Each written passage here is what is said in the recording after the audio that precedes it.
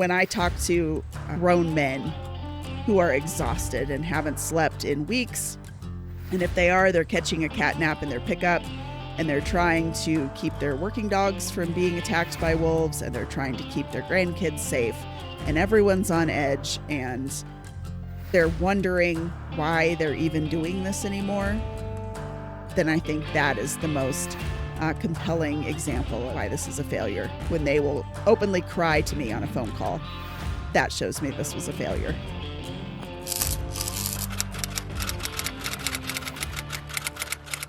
Welcome to the Op-Edge, the Gazette's opinion podcast, where we bring you cutting-edge perspectives from Colorado's top newsmakers, columnists, and more. I'm Jimmy Sengenberger, investigative columnist and your host for the program. 2 terms of Governor Jared Polis has put quite a difficult squeeze on rural Colorado.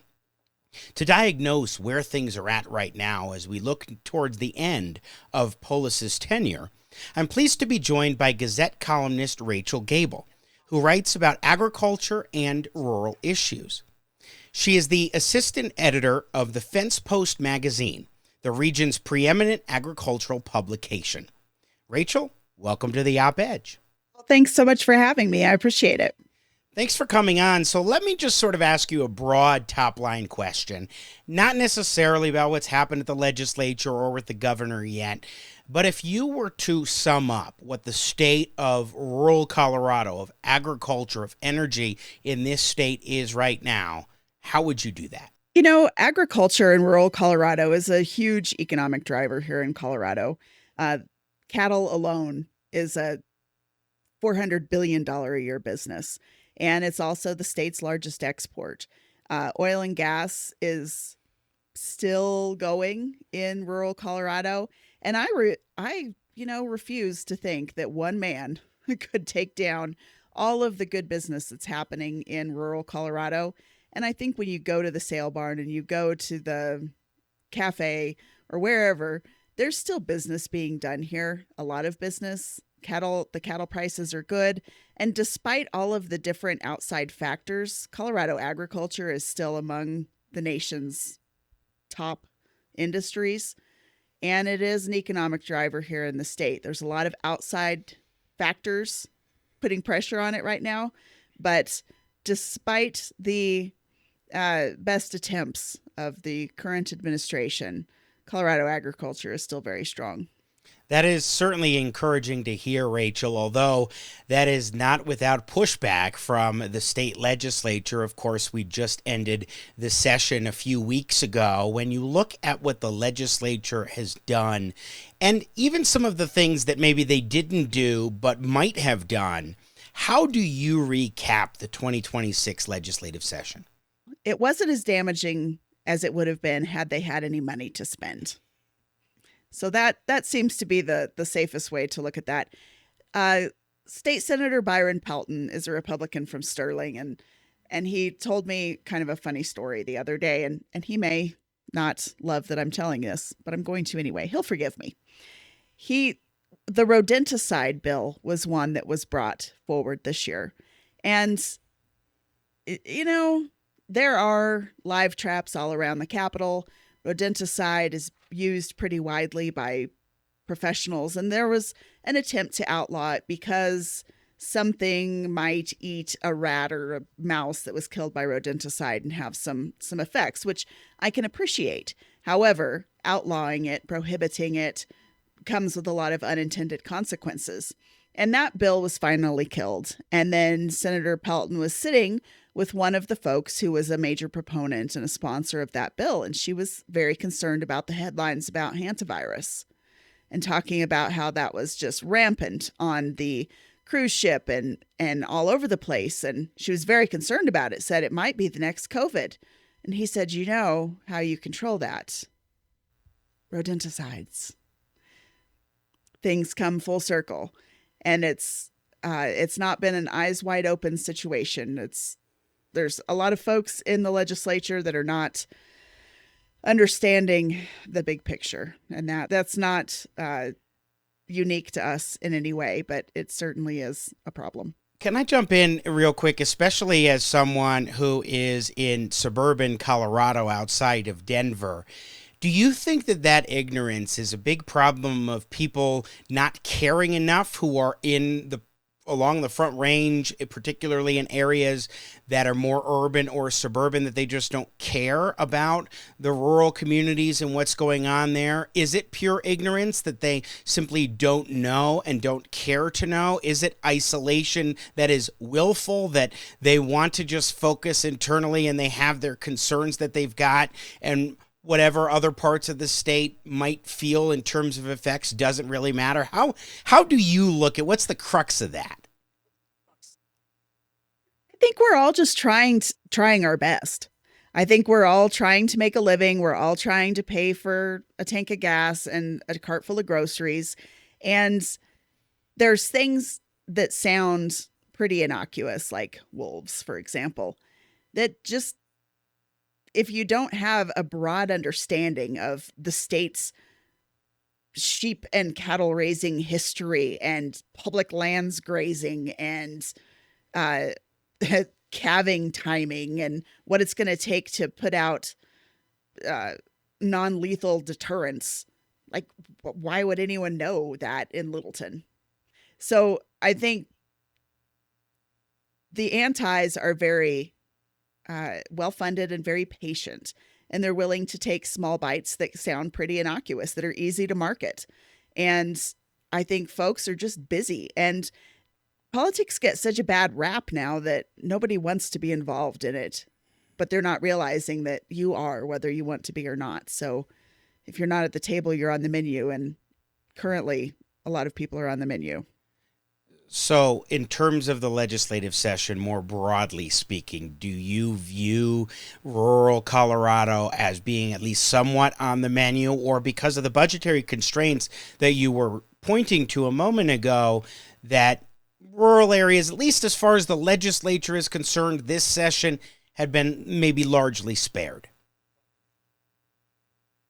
I think it could have been a lot worse, but there's been a lot of things that have been certainly perceived as attacks on rural Colorado. And you talk about the Power Pathway and Excel coming right through southeastern Colorado. There's a NITC, NIETC. I can't remember what it stands for right now, but it's like a 5 to 15 mile wide easement for various lines, and we're not even sure what. And they're using eminent domain. And there's all of these things that are happening in rural Colorado to make things possible for the metro residents. And it's done from my perspective in what feels like put it out there. No one lives there anyway. It's just empty land. Well, perhaps that's what it looks like. But it's, in fact, a fifth generation ranch that's doing important work on lesser prairie chicken habitat. So if you put transmission lines right through the middle of it, you're affecting everything right down to the cafe in town economically. There are lots of things that we dodged the bullet on in the legislative session, but still plenty of bullets that were not dodged. And that brings me, Rachel Gabel, to where throughout the year, outside of the 120-day legislative session and potentially any special sessions that might be called to the legislature, you still have Governor Polis and Colorado Parks and Wildlife Commission and other state agencies under the auspices of the governor that continue to set policies and put into place actions that have very dramatic at times impacts on the rural communities and on agriculture. And you have written quite extensively about CPW, again, Colorado Parks and Wildlife, and what's gone on there, especially in recent months. Talk to us a little bit about that aspect of Governor Polis's tenure. Well, there has been very much what appears to be very purposeful appointments made to the Colorado Parks and Wildlife Commission and other commissions. Others are not exempt, but it has just really shown itself more explosively with the Colorado Parks and Wildlife Commission that there's very much anti-hunting, anti-ranching,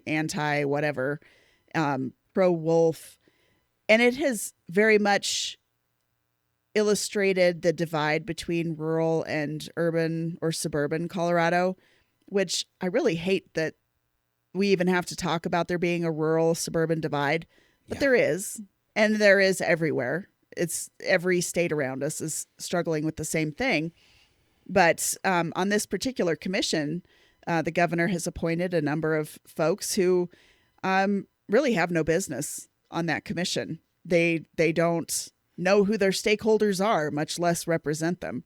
And to do in doing so, they've allowed some petitions to go forward that have some pretty huge repercussions in rural Colorado and on the hunting and fishing and wild lands sort of landscape.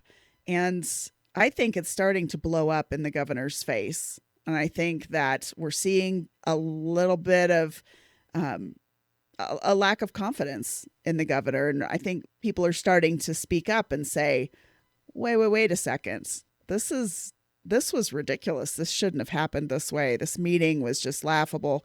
And I think we're starting to see people paying attention. In March, Rachel, you wrote a column entitled Stealing Voters' Expectation of Expert Wildlife Management, and specifically wrote about a particular meeting that happened at that time with CPW, writing, "Last week's meeting unraveled the importance of the commission as a whole and as an entity, and it is now important only who is in the seat. That single meeting did more damage to the credibility and trust in the agency and its commission than any wolf ever did." What was that meeting about, and how can a single meeting be so significant from such an organization in the government as Colorado Parks and Wildlife that it would have this kind of an impact across the state and particularly in rural areas? Sure. Well, that particular meeting was where they voted to have a petition to end fur bearer harvest and commercial trade of furs. And it was a petition that was put forward by the Center for Biological Diversity. Prior to that petition being put forward by Jessica Bolu, who is a commissioner, in the single most confusing motion and second series I've ever seen, it was very confusing. But prior to that, the biologists at Colorado Parks and Wildlife put forward their fur bearer plan. Now, fur bearers in Colorado don't include beavers. It's that beavers have their own management plan. But they put forward this fur bearer management plan, which was based on years and years of data collection and years of experience by men and women who have dedicated themselves to science-based wildlife management. And this petition was voted to go forward. It was against the directive and the wishes of the new director. It was not approved. It was not supported by their council. It was not supported by any of the hundreds of stakeholders who were there, but it was by a very small group of activists who all have little ties. It's a little spider web of activism. And it was put forward by the Center for Biological Diversity. That's who Jessica Bolu used to work for. Jay Touchton, I believe, did some legal work for them. It's all fairly related. Bolu put forward the petition, and it was voted through because there are enough activists appointed to the CPW commission that they were willing to absolutely do the stone cold opposite of what their own experts and their own leadership and their own legal counsel suggested that they do. And that's what they did. So it was like, stakeholders be damned. Yeah, and it seems like that's a trend, too. Like, this is far from the only instance where the stakeholders are tossed aside, Rachel Gabel, especially at these commission meetings that impact rural parts of the state, where the activists aren't going to be as linked together as in those maybe more urban and rural areas, where they can come right in and say, this is the way we think you need to operate, follow through, or else, or however else they want to push the commissions to operate and follow through with what they demand. Yeah. And it's been very much you need to follow, for example, the wolf plan. You've got to follow it. This is what we came up with. The group of stakeholders came up with this wolf plan. Okay. So ranchers and landowners are following this wolf plan. But now we don't want to follow the wolf plan. We want to make it so that they have to use non-lethal mitigation before they're eligible for payments. So we only want to follow the plan when you like it. If we're following the plan and it doesn't, if the wolf plan or the wolf program looks like it's a failure, then we want to change the plan, but we want you to follow the plan except for the parts we don't like. It's like middle school lunch. It's awful. I think that sounds like an apt comparison. Now, let's focus on the wolves issue for a moment, Rachel Gabel, because this really is, as you well know better than I, and I've read a lot of your writings on the wolf issue, that this has been such an adverse policy on rural communities and livestock numbers and so forth that really underscores how terribly failed this experiment is. And that's really what it comes down to, being an experiment. And that the pause that has been put in place on any sort of wolf reintroduction is exactly the right thing to be done. And the Gazette has editorialized to that effect. Talk to us a little bit about what you've noticed in particular have been some of the adverse impacts of the wolf policy of reintroduction. Well, I think it's important to recognize that wolves were coming naturally migrating into Colorado and would have eventually started forming their own packs and their own habitat and would have come in. Anytime you legislate some sort of wildlife management, it's going to be challenging. And that's what was done here. This was a petition. The folks that wanted wolves reintroduced or whatever here in Colorado had come to Parks and Wildlife multiple times and been shot down. They went through the legislature multiple times and were shot down. Colorado Parks and Wildlife long said that that Colorado was not appropriate for gray wolves. So we took it to the ballot. Well, that's a great marketing, a great thing to try to market. It's a lot easier than ranchers don't want to have to deal with dead calves. The howl and the mystery and the ecosystem balance, that's all easy to market to people whose minds are changed and shaped by political ads. So it would have happened regardless. But because it was forced, and by giving so much power to this activist fringe group, that really is what caused it to fail. It was not a failure of CPW. It was not a failure of those biologists. It's an inappropriate place for that many wolves. It's an inappropriate thing to expect that ranchers completely upend their operations. And, when they were talking about it, they kept saying, well, in Yellowstone, this is what we did in Yellowstone. Well, okay, there's no commercial ranching operations in Yellowstone. There's not 6 million people bearing down on Yellowstone. It's a different situation. So I think that anytime you manage one species on a pedestal above all, which is what we've seen with the wolves and CPW, there's been a lot of things that have really gone by the wayside because everyone's attention and time and resources are so focused on the wolves. Anytime you manage anything on a pedestal, it's managed by emotion rather than fact and science and data and expertise. And that's what we saw happen with the wolves. When I talk to grown men who are exhausted and haven't slept in weeks, and if they are, they're catching a cat nap in their pickup, and they're trying to keep their working dogs from being attacked by wolves, and they're trying to keep their grandkids safe, and everyone's on edge, and they're wondering why they're even doing this anymore, then I think that is the most compelling example of why this is a failure. When they will openly cry to me on a phone call, that shows me this was a failure. Gosh, I can only imagine. It's just so devastating. It reminds me of energy as well. The assault in that case is particularly focused on the economic side of the impact, but that's dramatic in and of itself.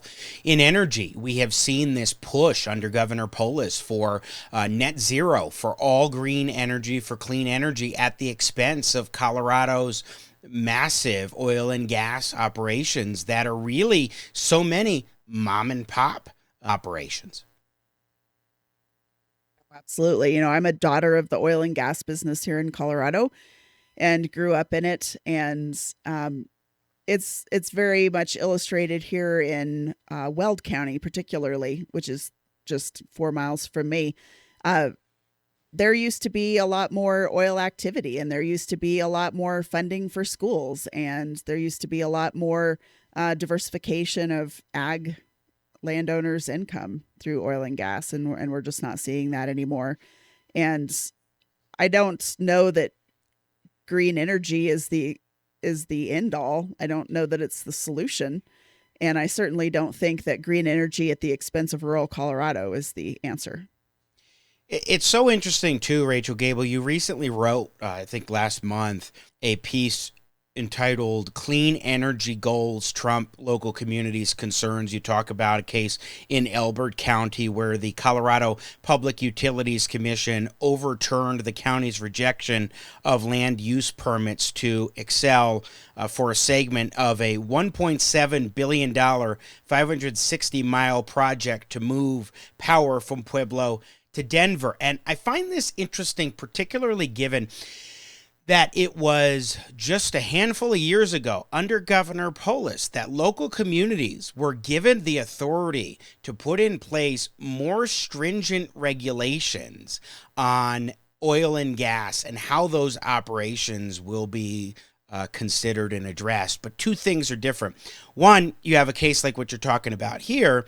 And two, when it comes to regulations, you can only do regulations that are more than what the state has as a floor, not less than, which is an extraordinary squeeze on some of these rural areas. I think of Mesa County and Weld County and others that come to mind that could say and should be able to say, you know what, it would be better if we didn't have this requirement that the state has. But nope, they can only go beyond those minimums, not less than. Oh yeah, there's a lot of things that are similar in rural and suburban Colorado, but a lot of things that are vastly different. And we did see that with the Excel pipeline or the Excel transmission line in Elbert County.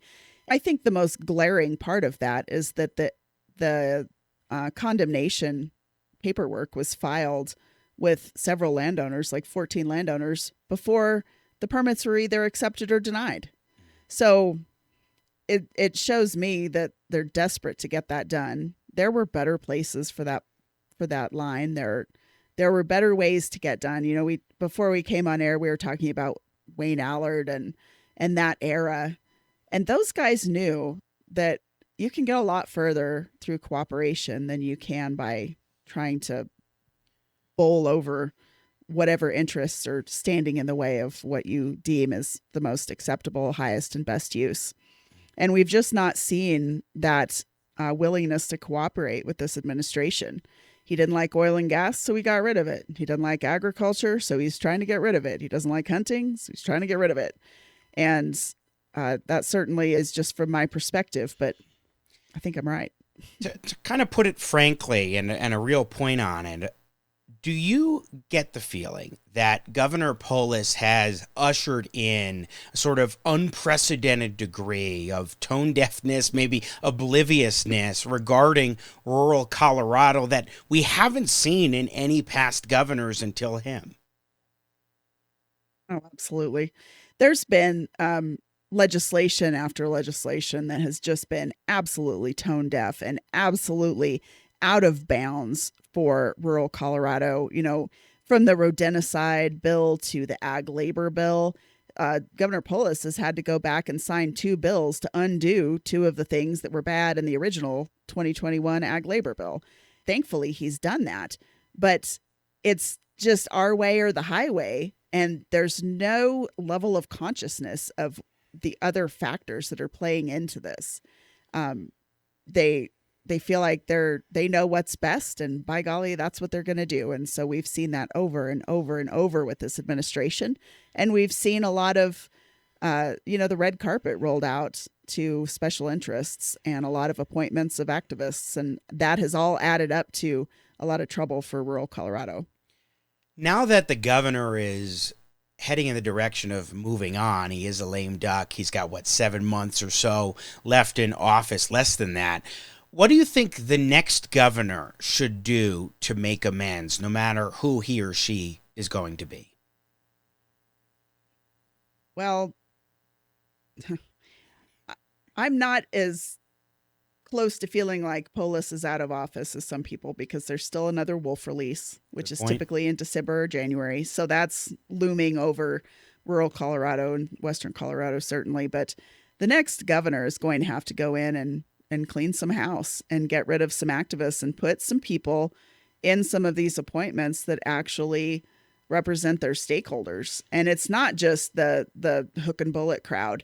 I'm talking about actual legitimate representation of actual stakeholders. Not to bag on Jessica Bolu some more, but she was the parks representative on Colorado Parks and Wildlife Commission and had never been to any of the parks outside of the Denver area and had never had a parks pass and had to ask the CPW staff who her stakeholders were and how she might meet them. That is not stakeholder representation at all. So I'm not saying that it needs to be all ag all the time. I'm saying that these stakeholders are important. The habitat wouldn't exist without the landowners. The economy wouldn't be as good without the ranches. The feed yards need to be left alone by some of these other entities. Like, these things are all important and need to have a seat at the table. And somebody needs to quit throwing those chairs out the door. It sounds like, Rachel Gabel, in many respects, the governor's office and his appointments have even more of an impact than the legislature, doesn't it? Yes, there is, without a doubt. The legislature was just kind of off the rails this year, but they didn't have any money to get anything done. So that was kind of the saving grace. But they've come up with some really horrendously bad ideas, but have kind of managed to shake that out. And that's been through the cooperation across the aisle with Dylan Roberts and Senator Lukens from the high country. And there's been a lot of across the aisle cooperation to get that done. And had the governor's administration gone at things with that same air of cooperation, then things perhaps would have turned out differently. Real quick, about 30 seconds, Rachel Gabel, if you want. What is one thing that we haven't covered, or maybe a point that you really want to accentuate that you think should be talked about before we let you go today? I think it's just important to recognize that agriculture in rural Colorado, it's not just a good old boys club. It's an important part of the supply chain. It's an important part of national security. It's an important part of the economics of the state. And there's a lot of history, but it's not just clinging to the old ways. Agriculture is very much forward thinking, driving the economies, bringing kids back to these rural areas to build businesses and to make opportunities.